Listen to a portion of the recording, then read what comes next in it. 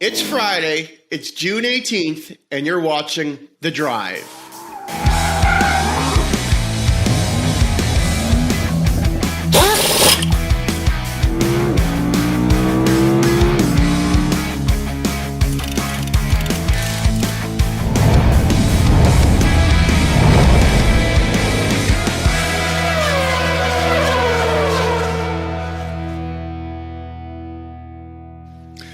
Welcome to The Drive, everyone. My name is Sean Finder. I'll be your host today, and as you can see, I'm once again with Catherine. Welcome to the show, Catherine.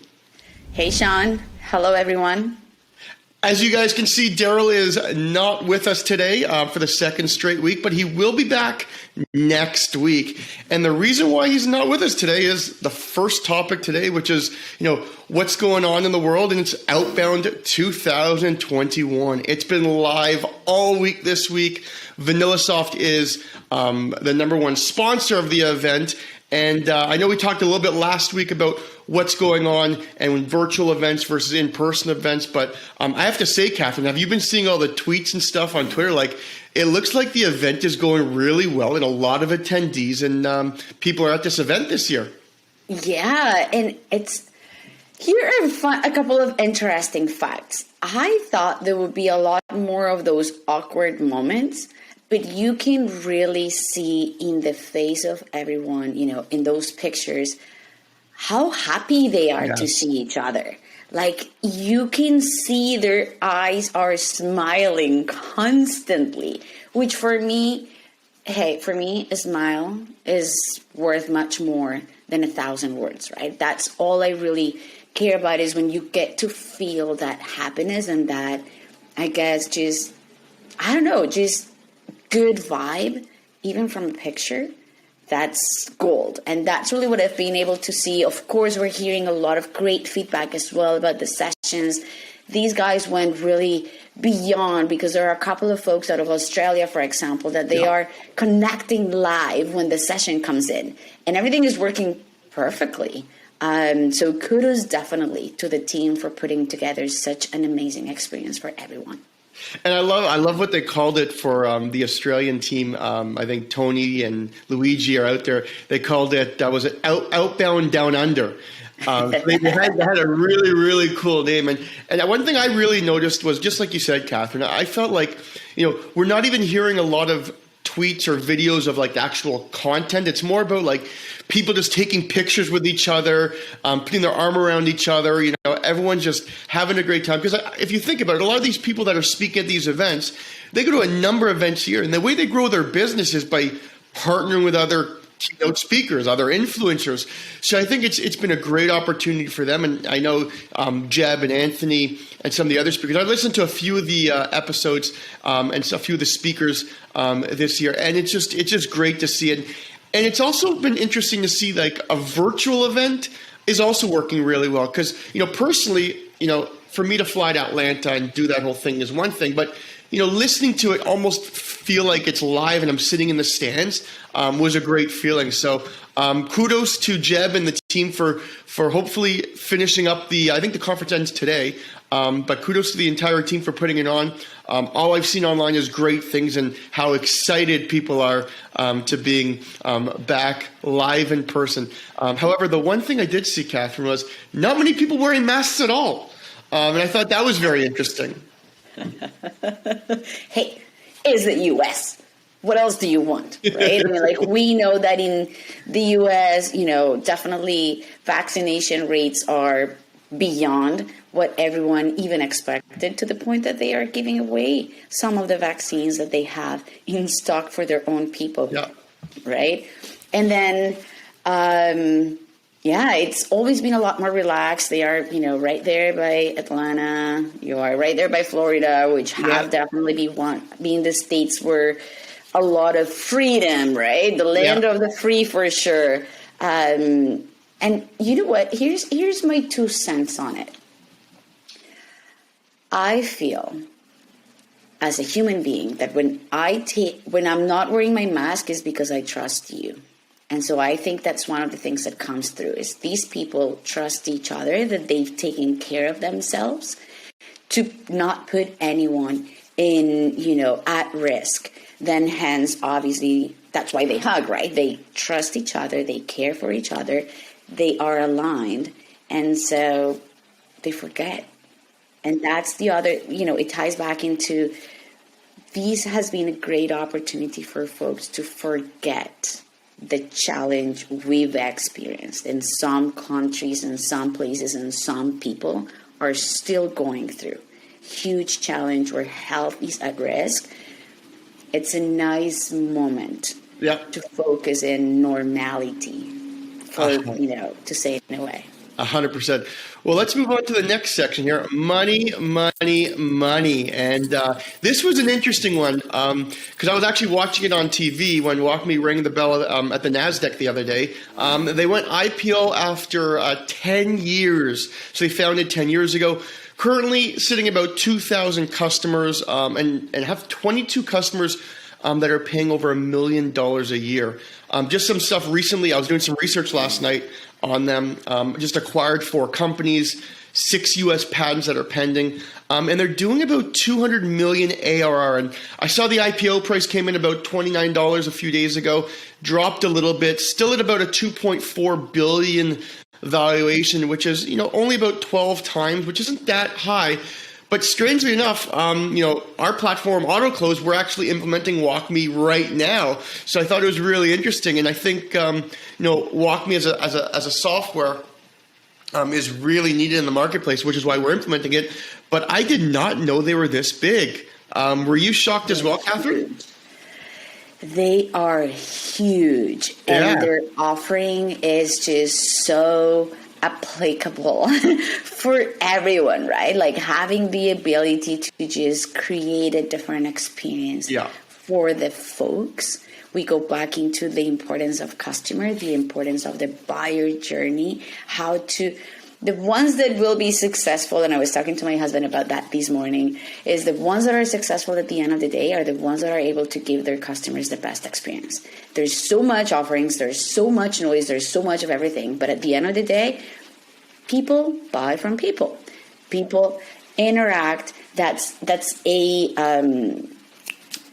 what's the word I want to use? The word just left my mind. But you know what I mean? Like, we buy from people, we interact with people, we are loyal because we get to have a good experience. Then we use data to validate our decisions and so on. Definitely data and numbers is important. But the first decision is made out of your heart, made out of your gut, for lack of a better expression. And these guys are committed to just helping companies provide that good experience. Awesome. In only 10 years, it's just awesome. It's a really great role model for, to say in a way, for many others that are starting their businesses and that guess how far they can go or question constantly how far they can go. The sky is the limit, my friends. There you go. And it's what I saw interesting, I was looking up this morning, is they've actually done about, I think, 8 to 10 raises over the 10 years. So they started off, I think it was 500,000 and then kept raising, which is very interesting. But like you said, Catherine, I actually spoke on a summit panel yesterday, and every single software is saturated. It's a saturated market. If you look for a CRM, you can probably Google 100 different CRMs. If you Google sales enablement, sales engagement, marketing automation, there's hundreds. So you're not going to buy, it's going to be too hard for you or too long for you to actually say, okay, well, which one's the perfect fit? What you're going to be doing is you're going to speak to the person, and the person that you actually trust is the one you're going to buy from. And if you could build that rapport with that person, and that person can actually provide you the value, that's the one that's actually going to win the business. So as you said, Catherine, I 100% agree. There's way too many softwares out there right now that you got to be more picky. But the way you're going to be more picky is by actually trusting the person and not always the product. Yep. Let's move on to the next section, which is corporate affairs. And last week, AutoClose launched their partner program. They doubled their number of partners in one day. Pretty impressive. First leads came in, and they are now live on the PartnerStack marketplace. So PartnerStack has a great marketplace that you can use, to see every software. And I think, especially for those companies in the SMB market, the partner plays a very interesting play. And the reason why is sometimes when you're charging, $49, $99, $69 for a subscription, you might not be able to afford a salesperson for $50, $60, $70, $90, $100,000. So how are you going to scale your business? How are you going to grow your business? You need to do that partner play so you have people all over the world that are selling your product or service for you. So I love the partner play. I know AutoClose and Ollie spent a lot of time implementing this, and a lot of other companies in the space are doing it. What do you think about, Catherine, about like partners and affiliate programs? I mean, they're not made for everybody, but I think if you're a smaller company in that SMB market, I think it's a great way to add another revenue stream. 100%. It's funny because we've talked about these with Darryl in the past, and I talk about these actually with my team all the time. Is sometimes you can officiate it or make it official and say like, this is a partnership, and there's a win-win situation. Yeah. And sometimes you only take it as it's not necessarily labeled as a partnership, but it's still a referral program type of situation, correct? Yeah. We go back into what we're saying right now. That proves for the trust. Yeah. Someone to back up another product, another company, another person, there has to be trust, right? Yep. And that, to your point, is what it's going to be as well perceived or received for that end client, that person that is looking to make a decision. So partnerships, I mean, AutoClose was late to the boat, I'm going to tell you, Mr. Sean Finder, because that's something that has been around for a very long time. It's gaining a lot of strength recently. There's a lot more focus into how to create those partnerships, how to connect the dots. Potentially, they could not mean having a full package type of solution, yep. Right? But again, it's showing trust, connection, and that we care. We know what you need. I can't help you, but hey, these people might be able to help you. There you go, right? So full cycle, easy. You don't need to spend anything on marketing or anything. Just go. And what I like about partners is also, sometimes they're not biased. They might join, for example, sales engagement. They might be with, 4 different sales engagement platforms, but they might know which is the best actual tool for that specific client of theirs.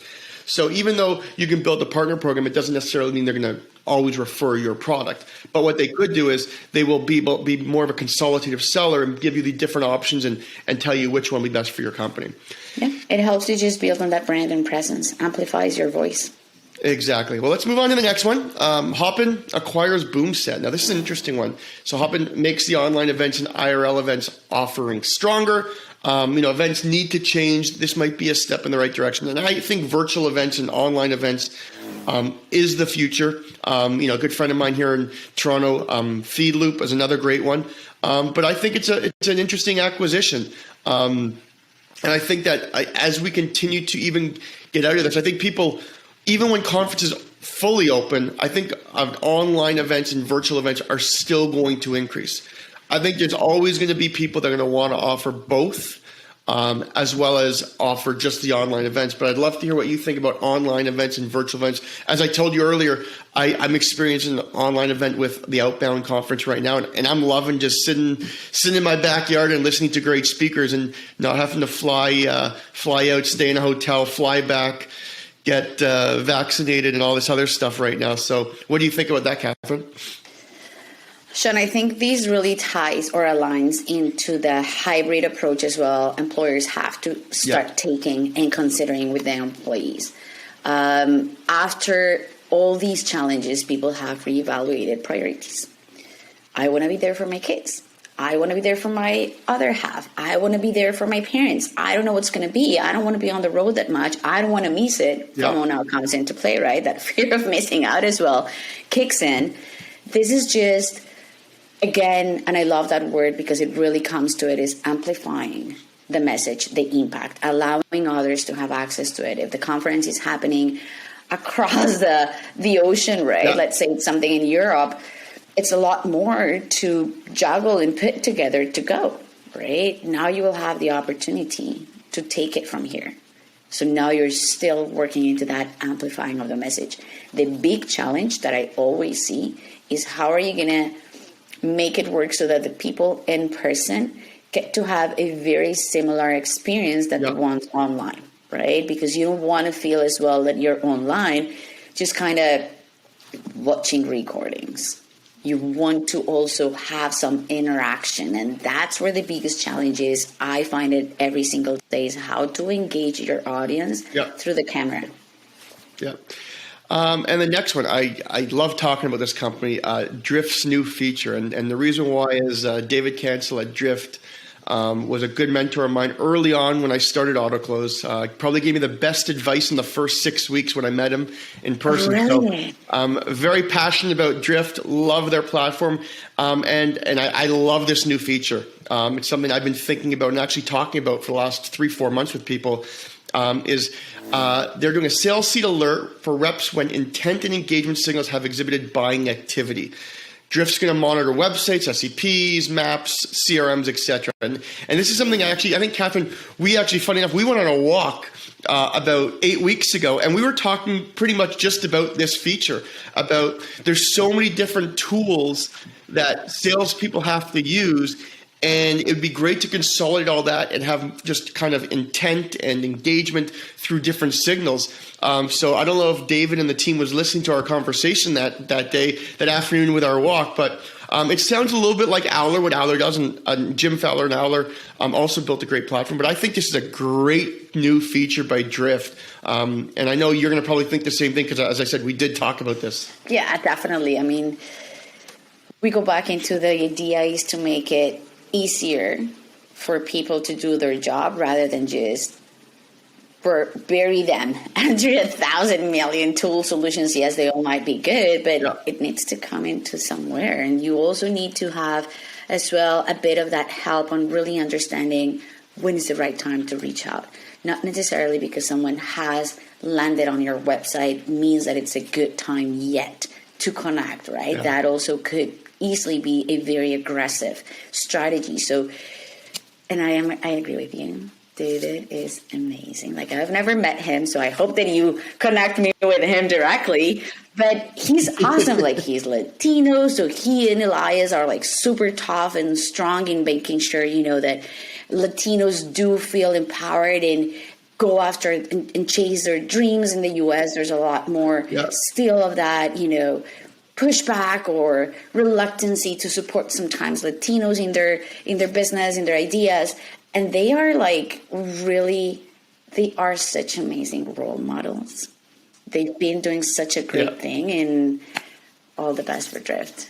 All the best always for them. Yeah. No, I remember it was in Toronto. It was actually when Drift was just starting out. So it was a few years after he left HubSpot, I believe. But when Drift was starting out, we had a great conversation. Gave me probably the best advice I've ever gotten. And it really definitely helped start our business years ago. Are you able to share it with the public? Like, I want to know I can share it. I can share it. We keep on saying it's the best advice. I will tell you right now. I was asking him what I should charge for my platform when I was launching my business. And I was going to do a free trial. And he looked at me and said, "You never give a free trial." I'm like, "What do you mean?" He goes, "Charge them 50 cents, charge them $1 a month, charge them 25 cents a month." He goes, "Better yet," he asked me to do this and I did it. He goes, "When your clients have a demo with you, ask them how much they're willing to spend per month for your software at the beginning." So they would say, "I'm willing to spend $10 a month," and just say, "It's yours." And then they say 20, it's yours. So whatever number the prospect actually said in the demo, we gave our first 50 clients that exact price. They called the price. And you know what? It really helped finding out what bugs we had, what we needed to add as a feature. So great advice. I can talk about David and the content he provides all the time, but that was the idea. It really helped us really start and scaled our growth early on. Awesome. Okay, water cooler talk, end of quarter. What have we noticed and how has it been? Well, I'll tell you. I'd love to hear what you have to say, Catherine, but I know from my end, I feel like salespeople, everyone feels kind of refreshed. Like everyone feels like alive again, that, you know, things are moving back to normal. The patios are starting to open, but I do find people are starting to take vacation days. I don't know about you, but I feel like people, they need that break. So that's one thing I've noticed is people are starting to book their summer vacation days, which I think is great because I think just with mental health and everyone over the last year working from home, I was talking to my wife about this. Is people, said they don't take lunches, they don't take breaks. They, at least Catherine went. I heard you went jogging this morning, but people don't really take breaks from 9 to 5. It's work, and even when they go and get a glass of water, they're holding their phone in their hand, writing an email while they're going to get a glass of water. So I think taking these breaks are great, but I feel like overall, sales people in general, I've really noticed feel like a second wind almost. But I'd love to hear what you think, Catherine. It's an interesting time.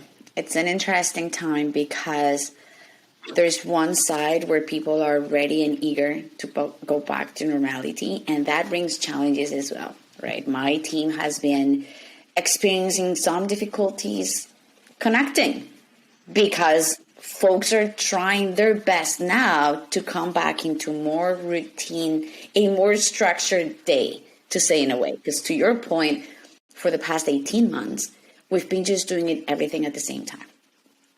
Everything. I'm in the middle of a conversation and, it's 11:30. I have to feed the kids. Now I have to kind of take off my camera. I'm still bringing you here in my ear and go and put together lunch, right? But I don't have lunch with them. I don't spend time with them. I keep on going. Yes, I put them into bed. And then if I have anything to catch up, I go back into it. So everyone has been kind of pulled into that dynamic where there's no breaks, right? There's a lot of talk happening around the impact on mental health about it, your physical health.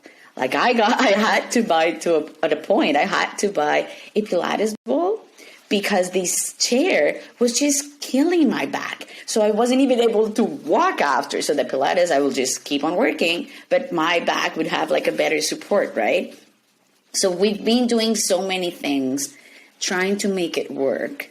This is the time. Now there's hope, right? Which is weird because still there are so many variants popping up. There are so many things happening, but I think people just want to live the now, right? Again, we go back into the impact on behavior, all these behavioral changes that the COVID has brought to everyone around the world.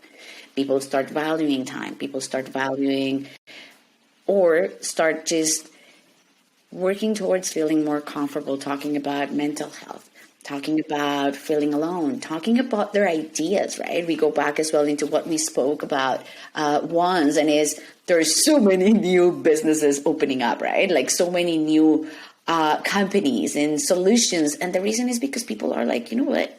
I'm just going to go for it.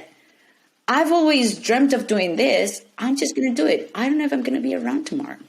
Right. So people are a lot more into that.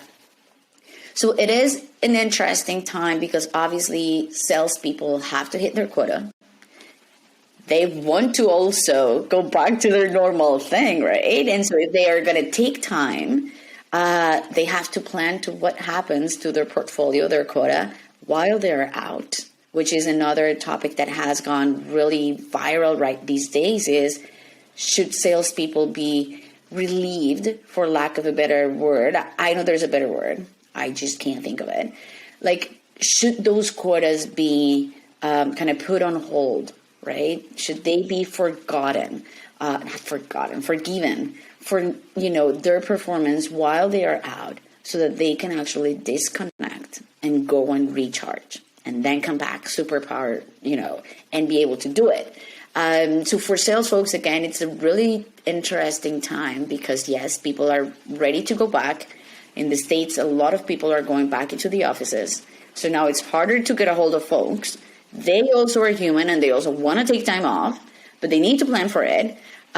So I think it's kind of very stressful times trying to put yourself first and your job and your, responsibilities and being there for your prospects and clients. It's a bit overwhelming, and then the weather gets better, especially for countries or cities like ours where we have seasons and you just want to go out and be out there all the time. I don't know. Yeah. But I love summer. Perfect. Well, let's move on to the last section. And this is one of my favorites because we all know that Ollie loves to have his rants. And let's listen to what Ollie has to say this week. Hey, what's up, everybody? Hope you're having a good week. This week, I want to talk about books. I struggle to read them sometimes, but I've bought quite a few, and I'm trying to get through a very specific bunch of books to help me with very specific topics and skills that I need to learn. But I've noticed of late, quite a lot of people are putting out books and, sales leaders, that type of stuff. And that's great. Kudos to them. It's a lot of work. I really understand that it's a huge achievement to get a book out. But I don't necessarily like the way that we just throw adoration at them. It's like, oh my God, you wrote a book? You are the best expert of all time. Congratulations. Just because there's a book out. Not because the book sold loads of copies, which I think should be transparently listed on Amazon, if that's where they're selling it. Not because the book is actually amazing. It's the fact that they wrote the book, as the saying goes. It doesn't have to be the book, it's just a book. And they could talk about it forever on every podcast, post about it once a week. Just through seeing that over a period of time, we could perceive them to be an expert. I'm not a fan of that. Nothing against the book writers or the book. It's about how we perceive it. What do you guys think? Well, I have to tell you, I listened to Ollie's rant, and it makes me feel like I cannot agree with him anymore. I think everyone is trying to write a book. Everyone thinks when they write a book, they're all of a sudden an expert. It's kind of like those people you see on like LinkedIn or Instagram that's, standing on a rented or leased Lamborghini and pretending that it's theirs, and how everything's so bright on the other side. I think if you're going to write a book, you definitely need to be qualified. Like, okay, how many people actually read your book? How many have you sold? If you just write a book, I mean, literally, I could write a book and put it out next week on Amazon if I wanted. But I definitely do agree. People get their egos when they have their book. If you notice, they're always putting their books in their demos and their screenshots. They're always promoting it. But I think it's time that we actually look and see, okay, out of those 1,000 sales books, what are the 20 that actually provide value? Because a lot of them are just people telling the story and doing self-promotion. But maybe I'm a little hard on people, Catherine. I'd love to hear what you have to think. But that's my honest opinion. Is I don't like how many people are writing books when they haven't really built that credibility yet. It has two sides, as always, right? That's where I come into play. I bring the two sides of the coin into these conversations. I agree with you. From an outsider's perspective, is like, honestly, like, who do you think you are so that you can write a book? Yeah. But remember at the same time, Thank Sean, you. who do you think you are to judge that person? Fair. So I believe, and we talk about it with my husband more in terms of the relationship side of things, there's always a someone for a someone. That's it. Sometimes it's harder to find them. Sometimes it's easier. But there's one, you're married, dude. There's one person that will take you just how you are. And there are 1,000 that will not get close to you because of who you are. And it comes the same. I think that at the end of the day, it's not the fact that they write an email, a book, thinking that they are super experts. It's more the attitude that goes with it. Yes. So if they write a book just because that's the way for them to put out there their knowledge, their experience, because they want to share it, because it was a goal of theirs, right? Like they grew up, a lot of people are like, my biggest goal, in my bucket list, I have write a book. About what? About whatever. Then go for it. Yeah. Right? That's one thing. When you are literally going out there and trying to impact other lives and potentially even step on others because you believe that you're the top, then that's when you lose. Right? So as long as you're humble and as long as you own what you know and what you don't know, that should be fine. It's funny because what was these podcasts I was listening to not too long ago? It'll come. He keeps on saying that, right? Don't say someone already did it. Why am I going to do it? Because that's the whole reason of life, right? Yeah, 100%. Sometimes these people, obviously, I'm like, they don't come really. No one really ever comes anymore with new ideas. Someone has talked about it and someone has done it before. Maybe 20 years ago, maybe 50 years ago, maybe last week. Maybe you just don't know, right? Yep. So, I mean, like, it's the same as those folks, and again, I've talked about it before, it's the same that proclaim themselves as true leaders and, thought leaders and, the new Coca-Cola in the middle of the desert on LinkedIn, on social media, right? Self-proclaimed experts. I don't know. Like, good for you for sharing your things, but don't forget where you're coming from, and don't forget that you still have a very long road ahead of you. So, agree 100%. It's kind of my 2 cents. I want to thank everyone today for coming and listening to The Drive. Darryl will be back next week, but I had a lot of fun the last 2 weeks being your host. My name is Sean Finder, and as you know, I'm here with Catherine. So hope everyone has a great Friday, a great weekend, and we'll see you next week on The Drive. Have a good one.